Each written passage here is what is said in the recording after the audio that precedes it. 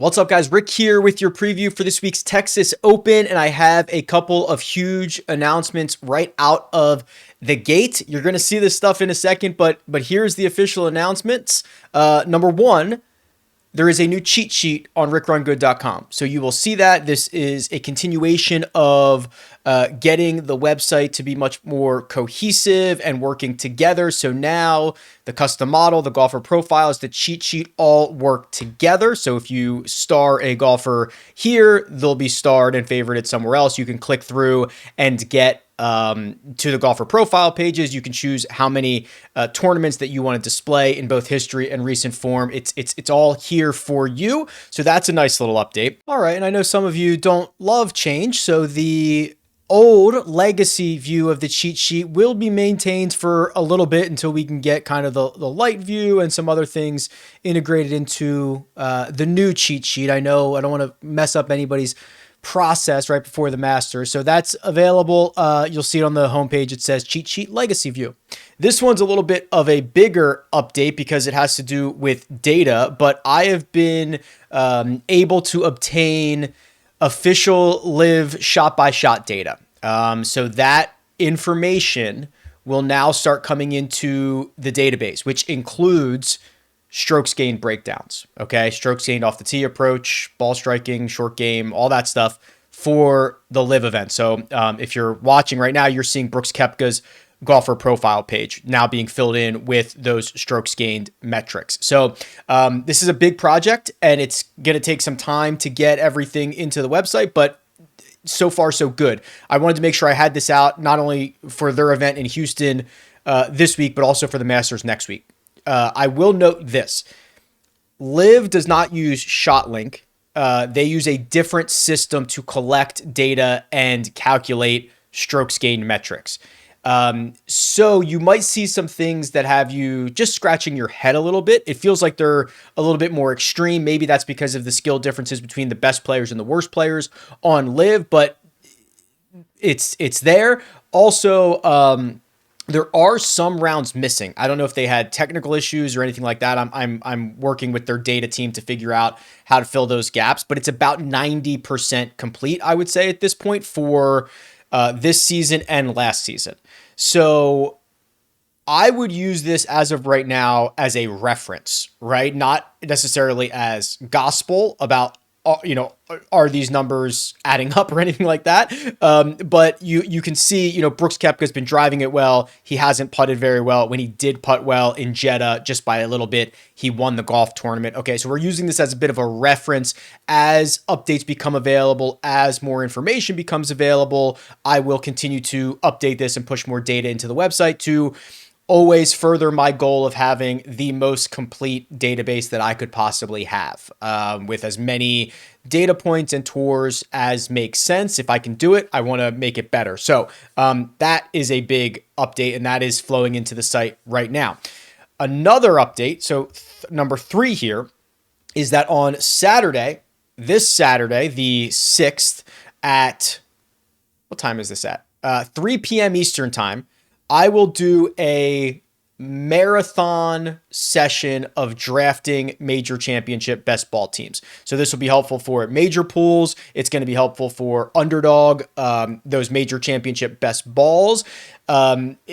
I'm going to go as long as I can. We'll see how long that is. I've got some quirks. I've got some ideas. I might even put together some giveaways for that. So that is on Saturday, and we'll just chill and go through as many of these as possible. So please go hit the notification bell. Go get kind of signed up for that in advance, because I don't usually do this. It's very much out of the schedule for me, but we are sprinting towards Masters, which means we're sprinting towards major championship season. And then finally, the fourth big update and information that you need to know right out of the gate is, because we have done such a good job of participating in the leagues on Splash, whether that is tier based, whether that is one and dones, whether that is March Madness. Quite honestly, we got the big one. So the big contest on Splash for the major championships is $250,000 guaranteed. Okay. They guaranteed the purse. which is awesome. That's the Run Good contest. So here's the way it works. It's a combination of their tiers game and of one and done. So they call it a use them and lose them. So the way it works is you are going to pick one golfer from each of 6 tiers for each major. So you are going to pick 24 golfers in total. The little trick here is once you use someone, you cannot use them again, right? So if your tier 1 for the Masters is Scotty Scheffler, you cannot use Scotty Scheffler ever again. So I think this is a nice little natural progression in where the space is at. You've got a little bit of tiers, you've got a little bit of one and done. There's a lot of strategy, and it's just for the major championships. It's a $100 entry, $250,000 guaranteed, which is so awesome. Do me a favor. Let's not look stupid here. Let's try to get as many people in as we can as quickly as possible. And all the links that you need for that and for everything else will be in the description. Again, this is just me trying to make the website as great as possible, trying to make the community as fun as possible, and really just enjoying it along the way. I enjoy it, and I hope you guys too. Okay, Texas Open. Let's get to it. All right, let's start with the golf course here. TPC San Antonio, lots of good data and information. They are slightly larger than average greens at 6,400 square feet. Par 72, that'll play about 7,400 yards. And while we have a bunch of historical data, there's not a lot of, how do I want to put this, like highly correlated stats to success, right? A lot of the major ones are right around average, if not a little bit below average. And then you get some of the wonky ones that are, okay, approaches from the rough from inside 100 yards, and putting seems to pop up quite a bit when you get into some of the more wonky stats. Like you see a lot of one putt percentage, overall putting average, putts per round. And then you get to like a very, this is very bad. This is why it's on the left-hand side of the screen and not part of the really good stats is putts per round for round 1, putts per round for round 4. But because you do add up basically 8 consecutive putting stats, that is at least notable for me. The thing that I find most unique about the data on this golf course is the 2 extremes of where approach shots come from. So you see more than average approach shots come from inside 100 yards. And then you see more than average approach shots come from outside of 200 yards. And all of those other buckets in the middle are below tour average, which is rare. I can't remember a time where I've seen that. There's usually either kind of a natural progression or, it's not usually the 2 ends of the barbell, but that is what we're seeing here, at least in terms of relative to the tour averages. So that's something that we want to look at. But what I think is most fascinating about this event is the field, right? And you've got a very strong field the week before the Masters. You'll see a lot of these average drives, not getting over 290 yards. There are some guys that kind of lay back to some specific spots, and there's not always a huge reward for hitting it far off the tee. That's statistical, right? That's not necessarily the case about just golf in general, but comparing this off the tee profile to a lot of other off the tee profiles, and you would see much more of a missed fairway penalty. You would see longer drives being rewarded in some way. This is not a stat profile that screams bombers, if that makes sense. So that's the way that I read this. It's a lot of data, but not a lot of things that point you in any specific directions. All right, here it is, the brand new cheat sheet. We've got the slates are now dropping down from the left-hand side, so you can, get Masters data, you can get Live and Corn Ferry, but we're going to focus obviously here right now on the Valero Texas Open. And if you do want to add more previous tournaments, you can just change that and see, last 10 weeks, or you can see more history. But I like to go with basically 6 and 5 out of the gate, and then we can expand from there. So 4 golfers over $10,000. Rory McIlroy leads the way at 12,300. Hideki at 10,600. Ludwig at 10,500, and then Colin Morikawa at 10,100. Right out of the gate, I'm impressed, and I believe it is correct that Hideki is the second most expensive golfer in this field. I don't know if I would have bet on that. I think I could have seen Ludwig up there. I think Hideki just generally lower price than he should be, but I think that is deserving. And then to see Colin Morikawa at 10,100 is curious. He hasn't played well. He has never played this event before in his career. I think you could make a lot of cases that Max Homa, Matt Fitzpatrick, Corey Connors should all be more expensive than Colin, but we've got to kind of factor that into some of the things that we're thinking about here. All right, I am going to flip this around and look at the global view just so that we can hover over and see where these guys have played, and this will actually give us all the data now, right? So Rory has a start in his last 6 in Dubai, so we're not just looking at PGA Tour starts as well. So let's begin with Rory McIlroy, and I can click his name now and get his golfer profile up here. Is he deserving of a $12,300 price? Losing strokes off the tee at the Players Championship is something that is very unlikely to happen again, right? You can see the gains that he's had. It's been almost a year since he lost strokes off the tee, and he did it at the Players. You assume that is going to be figured out. The big question here to me is, what do those second shots look like? We have seen recently losing 3 of his last 5 on approach, and a couple of those in a significant way. Those left misses, when he has those left misses, that is when he starts getting into trouble. We've seen him hit more errant shots, more water balls, more out of bounds. There's more penalty strokes this year in 2024 than we've probably ever seen from Rory. The good news is it's not a golf course with a ton of penalty strokes out there, right? It's not a Florida golf course where there's water everywhere. He usually does not stay struggling like this for extended periods of time. If you go down and look, oh, by the way, the putting splits are back on the left-hand side of the golfer profiles. I know you liked that. The courses are back on the bottom. So I know you guys were looking for that as well. If you go and look at some of these proximity buckets, he is kind of hit and miss with the wedges.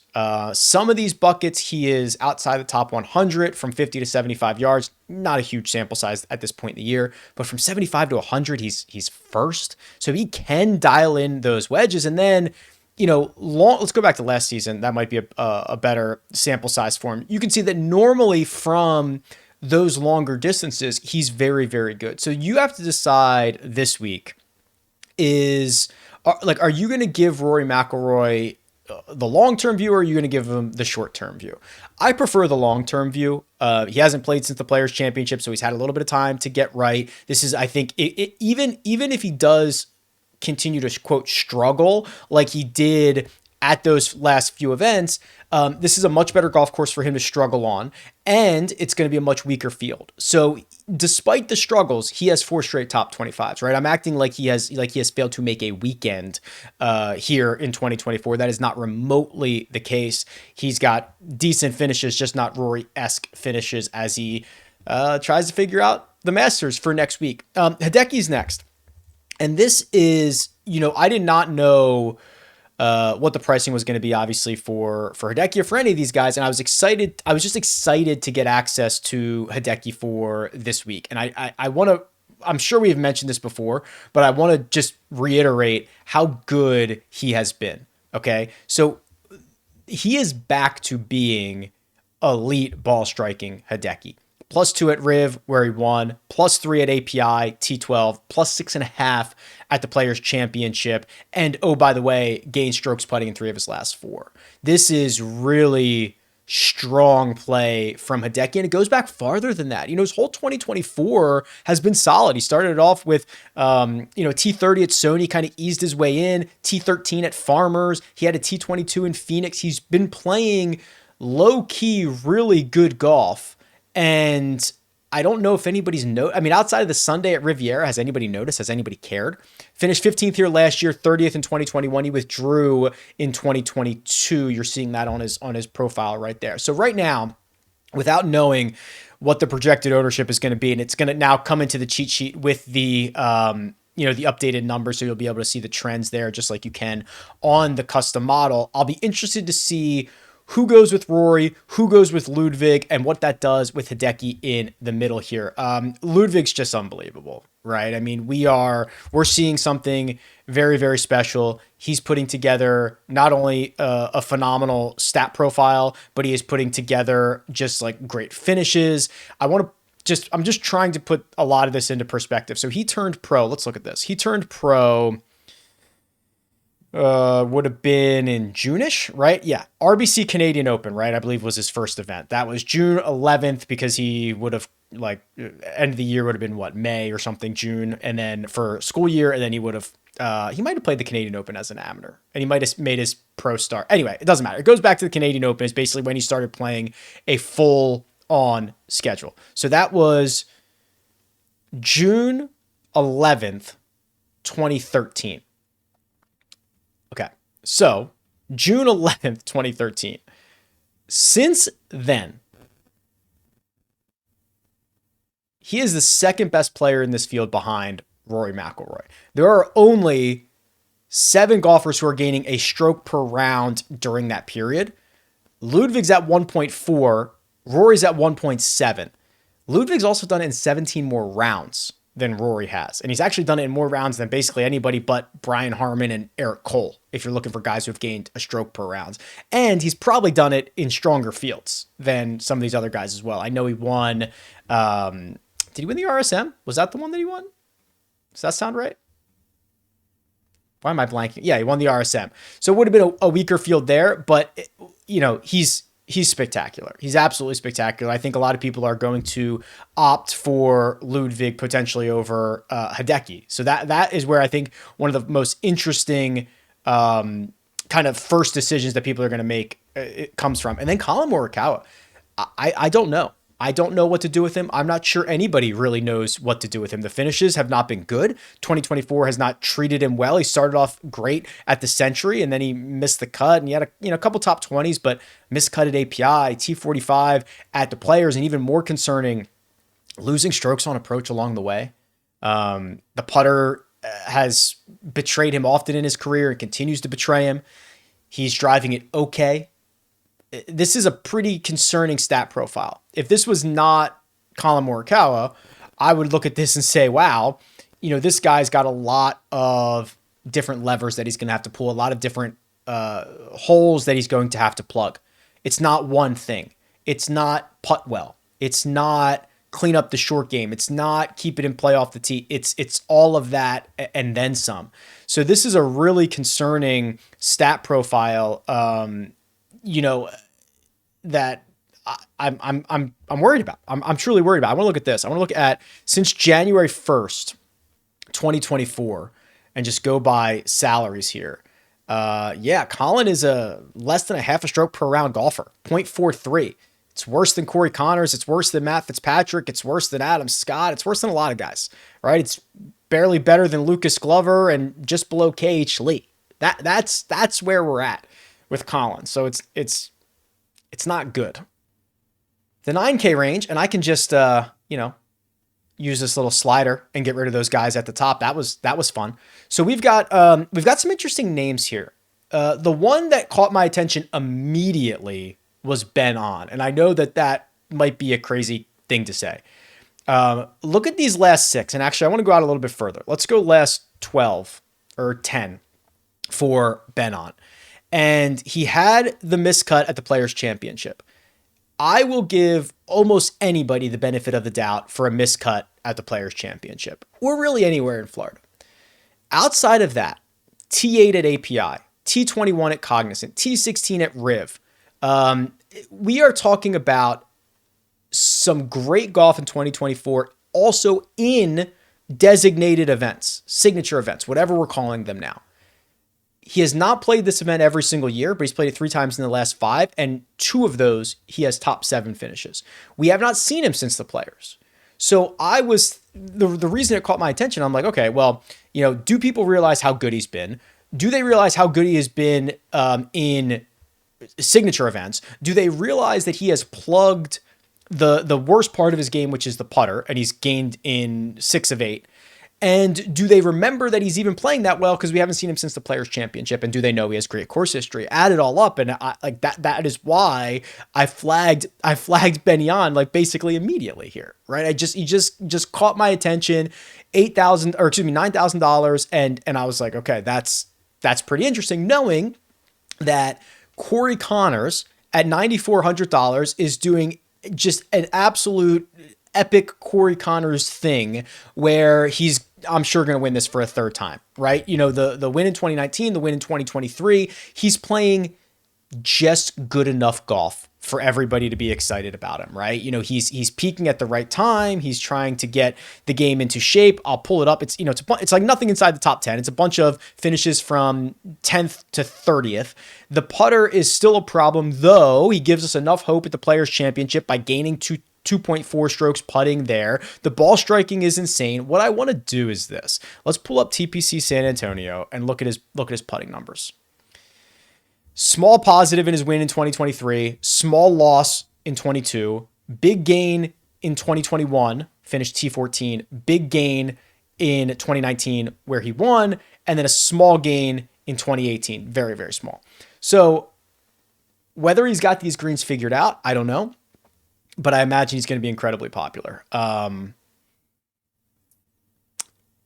I hate to say it, but like I'm interested in him, and I'm not a Corey Connors guy, but I mean, he's giving us he's getting better every single week. He's been one of the best ball strikers. This place has been heaven for him. Maybe the pivot is to Ben Yan. We'll see what that ownership is. Wednesday, live chat, 3 p.m. Eastern time on the Rick Run Good YouTube channel. We will know a lot more. Throw Max Homa into the category of guys that you can forgive for a T64 at the Players Championship. You know, he's had this really good run from Ned Bank where he won, starting off well in 2024, and then doesn't play particularly well at the Players, but we can forgive that a little bit. And then the biggest question, and I'm sure I said the same thing last week, is I just have no idea what to do with Jordan Spieth, right? And it's pretty sick that they gave Jordan Spieth and Corey Connors basically similar, identical pricing. And you look at Jordan's profile, and there's a lot of red and a lot of black on the ball striking stuff, which is probably going to keep me away from him. He has not been good with wedges in hand. He's been outside. He is outside the top 100 in every proximity bucket from 0 to 200 yards. And then he gets a little bit better from 200 to 225. And the putting is still very good. This is problematic. What I just hope is we get a little bit of something before we go to the Masters next week. But that is truly, truly problematic. By the way, I'll be at the Masters next week. I am beyond excited. I've never been. I mostly owe it all to you guys, right? I mean, the support allows for people to care, allows for CBS to care and send me there, which I'm very excited about. If anybody has hints, tips, tricks, my DMs are open, my emails are open. Leave them in the comments, right? Like I'm accepting any and all Masters recommendations, Augusta recommendations, travel tip, like whatever you got, fire it my way. I will gladly accept it. So very excited. I will be there. So I'm traveling Tuesday of next week. So the plan is to be there Wednesday for the practice round, and then I'm actually there through Monday. I'm not coming back until Tuesday again. So just gonna be so much fun, an absolute blast. This 9K range though. So just to put a bow on this, Ben on with pricing and everything else is probably my favorite, and I'm hoping that he is a decent pivot from Connors and Spieth. If for whatever reason we do get a non-egregiously high-owned Corey Connors, I will probably match the field. So if he comes in at 18%, if he comes in at 32, you can have him. If he comes in at 18, I'll probably match the field. And then, we didn't really talk about Matt Fitzpatrick, who figured out how to drive it again, thanks to removing some weight out of the grip of his driver, and played much better at the Players Championship. So there's a lot of really good options in this 9K range. The 8K range starts with another guy that I'm quite interested in. It's Alex Noren. Did you realize what Alex Noren did over the weekend? You might not have. That's okay. But he had two really great weekend rounds in Houston where he gained 3.3 and 3.8 strokes to the field to go with a Thursday and Friday gain. So he finished T11. It's not just the T11. It's not just Florida. So he's got the T11, T19 at the Players, T9 at Honda. Those are his last three. Go back farther than that. He was pretty darn good on the West Coast, had two top 25s at the American Express and the Pebble Beach Pro-Am. You go back to even the end of last year, he finished runner-up in Bermuda. I mean, he has been playing great golf. Finished third in Vegas at the Shriners. He's been playing great golf since what would have been the start of the 2024 season, right? Or we're back to the calendar year now, but like that fall swing at the Fortinet, missed the cut there and has been splendid ever since. So I love the grind. I love the stat profile. I love the way he's doing it so well-rounded. I want to see if he has played, I'm sure he's played Valero. Played it last year and finished T15. So again, in a similar way that Ben On caught my attention, immediately after looking at a range, Alex Noren caught my attention. I actually knew leading in that I was going to be pretty interested in Alex Noren because I saw what he was doing on the weekend last week. It is worth noting, so, we always fight this battle between perception, reality, these guys being good narrators or reliable narrators or not. But there's a really good intersection between a guy saying that something changed and then seeing that change immediately in his stat profile. And that's what we have with Billy Horschel right now. So he has 3 top 12 finishes in his last 4 starts. The one missed cut was the Players Championship. He discussed this a little bit last week, and I've heard him discuss it, I think, in a presser a couple days before that as well. They changed the degrees of his golf clubs. I believe it was like 3 or 4 degrees upright is what they changed it to, or 3 to 4 degrees flatter or whatever it was. The way that he said it made it seem like they discovered they were that far off, which that cannot be. That would have to be an error. That would be a big thing. But basically went back to a percentage, a degree from previous years, I guess. And he's much more comfortable with it. And all of a sudden, he's stroking it, right? 3.8 strokes gained ball striking in each of the last 2. He gained 5.1 at the Cognizant. The putter has always been something that he can rely on and that he can lean on. The short game is very good. He has played this event a lot. He has not played it recently.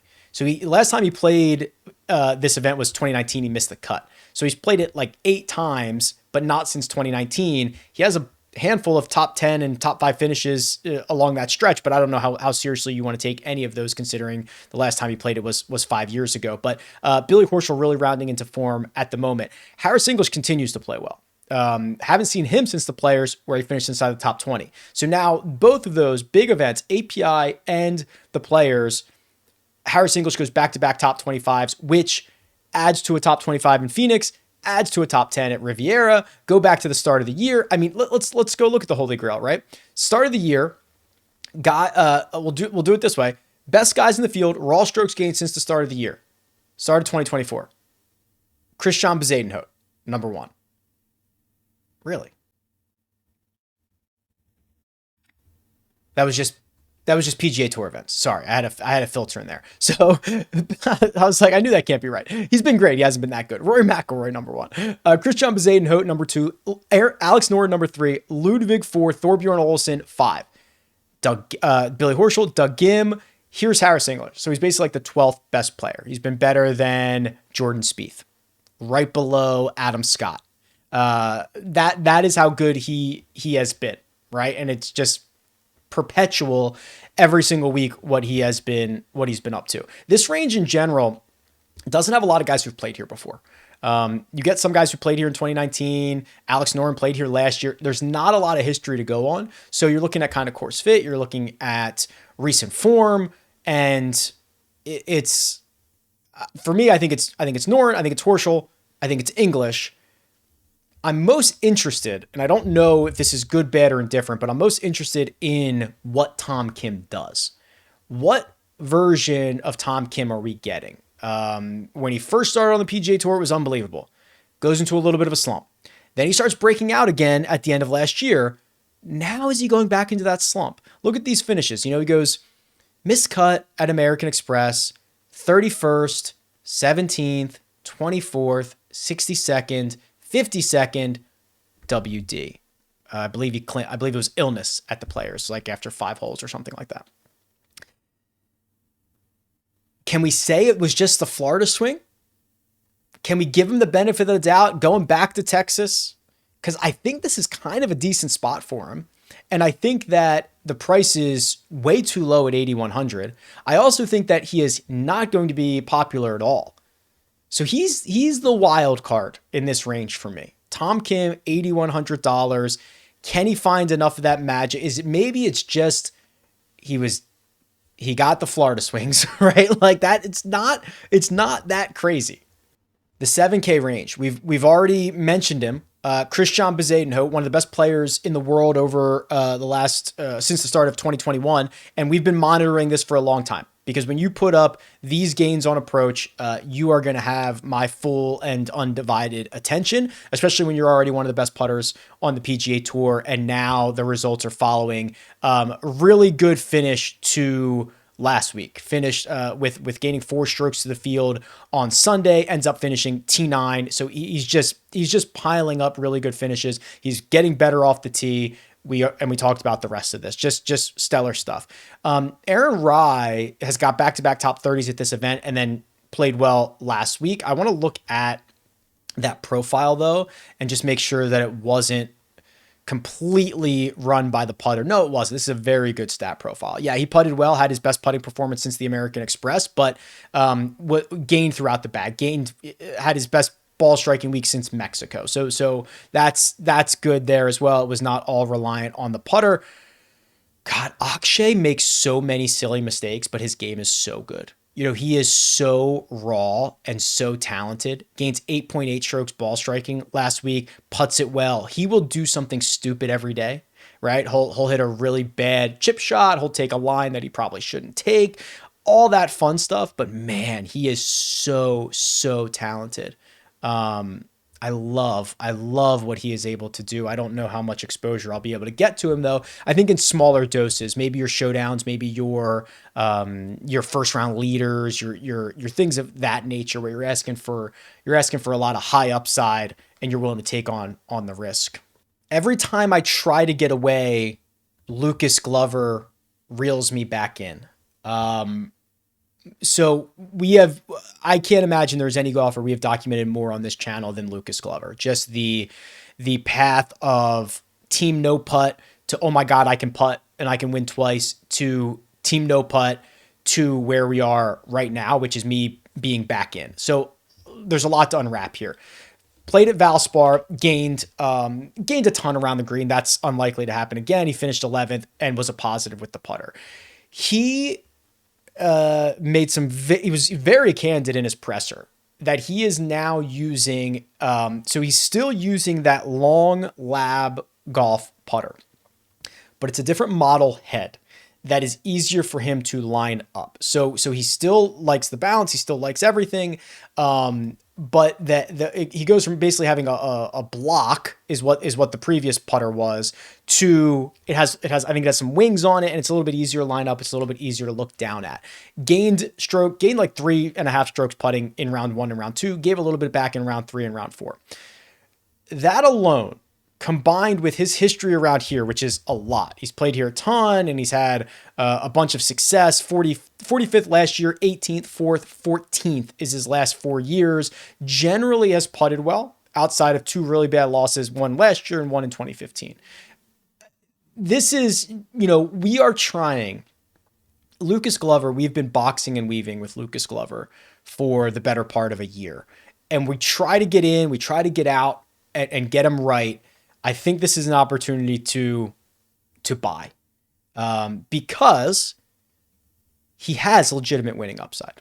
And there are not a lot of guys at the bottom of the 7K range that you would feel that about. And this is one of the better courses for him. And we saw enough at Valspar and learned about the putter. So that to me, again, just like Billy Horschel, it is a comment that he makes. And it's also kind of matching up with the stat profile. Victor Perez and Mark Hubbard have both been sneaky good, but let me show you Victor Perez's profile here. Would you have expected this from Victor Perez? Has gained on approach every event dating back to the Andalusia Masters. It's like 10 events. And yes, I got the strokes gain numbers for DP World Tour. Generally loses on and around the putting surfaces, but he's now gained putting in 2 of his last 3, and that does not even include Puerto Rico, where we don't get the strokes gain breakdown, but he finished 3rd there, so you can assume he probably putted pretty well. It includes a gain of over a half a stroke putting in Houston last week.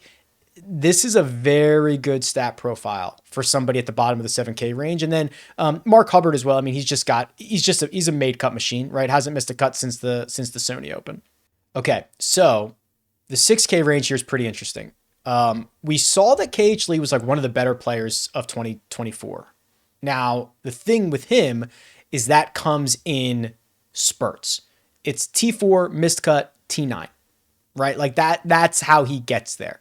The opposite guy of that is Doug Gim, who, despite the miscut in Houston, has been a lot more consistent, but maybe does not have that same level of upside. So it kind of depends on what you're looking for there. The best course history in this range is Kuchar, right? 3rd, 2nd, 12th, and 7th in his last 4 trips, but I'm not sure that I can get past 4 miscuts out of his last 5, 6 in his last 8, a stat profile that will probably make your head spin.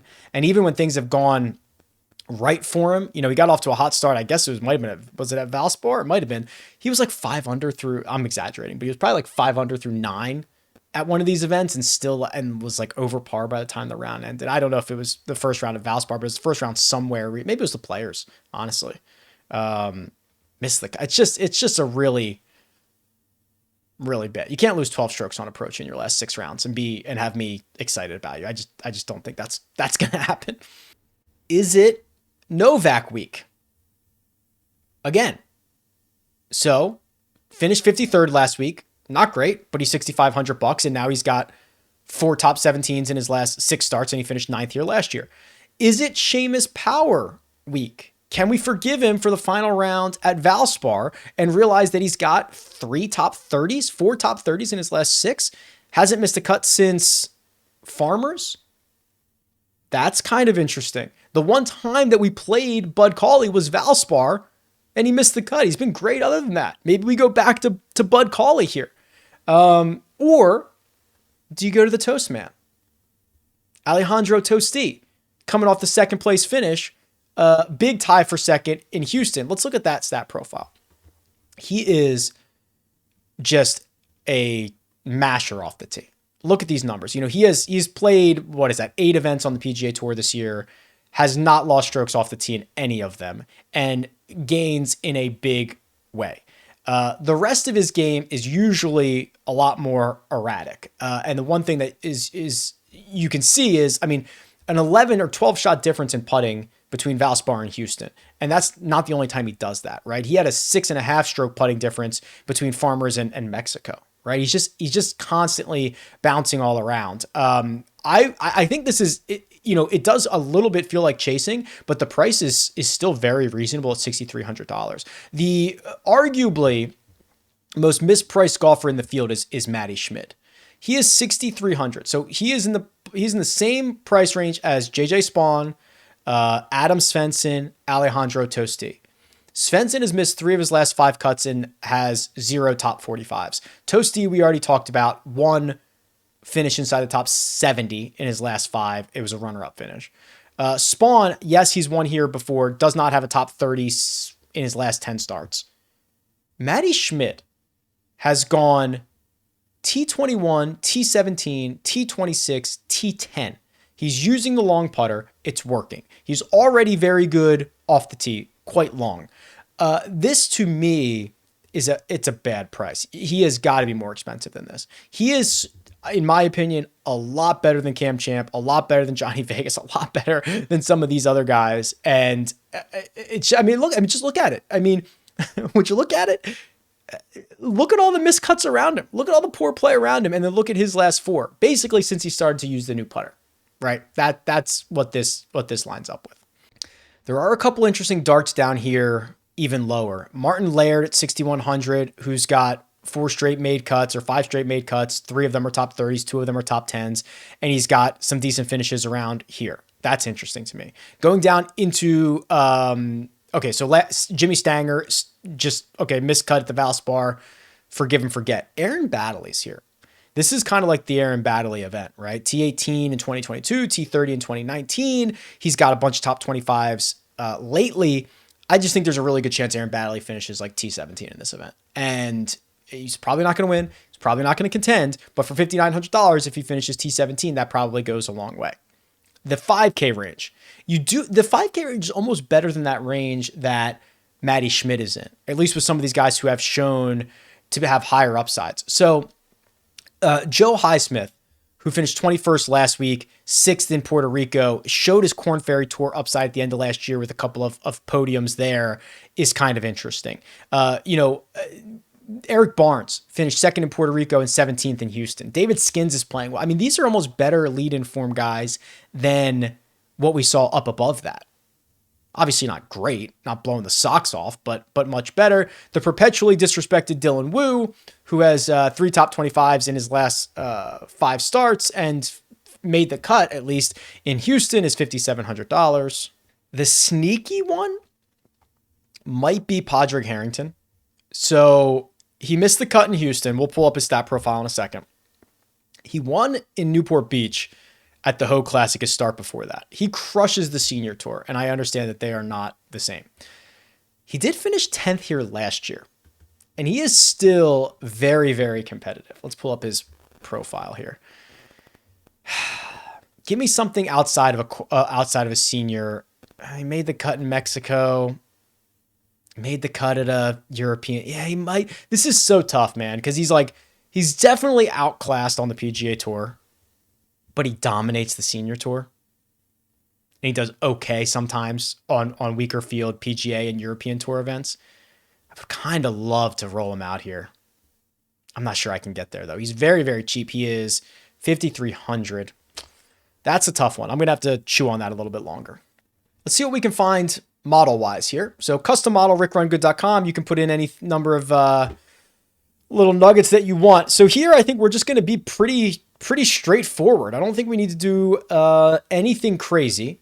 Let's do a weighted strokes gained total baseline of 25. And then what we'll do is strokes gained off the tee last 12 for 15. Strokes gained approach last, I think I did off the tee last 24. Strokes gained approach last 12 for 15. Strokes gained around the green last 24 for 15. And strokes gained putting last 24 for 15. Okay. Got a little bit of a weighted recent strokes gained total. And then we're going to use our last 15, honestly, probably just on course history. TPC San Antonio. Probably get a lot of Corey Connors here. Our number one golfer. Wow. Okay. Alex Noren. Now look at his value, though. So normally our number one golfer has a value, in the 90s? Alex Noren is 85. Hideki is 2. Mav McNeely is 3. Harris English is 4. Billy Horschel is 5. Wow. Rory 6. Ludwig 7. Aberg, Spieth, and Scott round out the top 10. 11 and 12 are Benyon and Corey Connors. Novak gets a big bump to 16. Doug Gim gets a big bump to 15. Aaron Rye gets a big bump to 13. Just trying to see. Ben Griffin always models well for me. Especially on court. When you start plugging in short game stuff, he always shows up. This is a different type of model for me, right? Just very, very deliberate strokes gained stuff and course history. I don't mind it. We can revisit it later in the week. I just don't get the sense that there's one thing or two things that are really going to be. Actually, you know what? While we're here, let's just do this.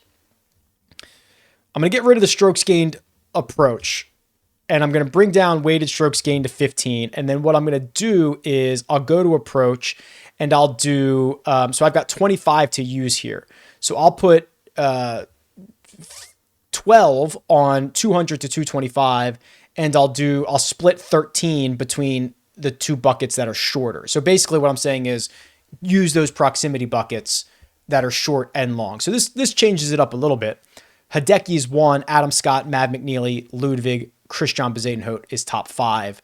And then 6 through 10 are Novak, English, Rory McIlroy, Alex Noren, and Jordan Spieth. So Noren and English are both top 10 players in both of them.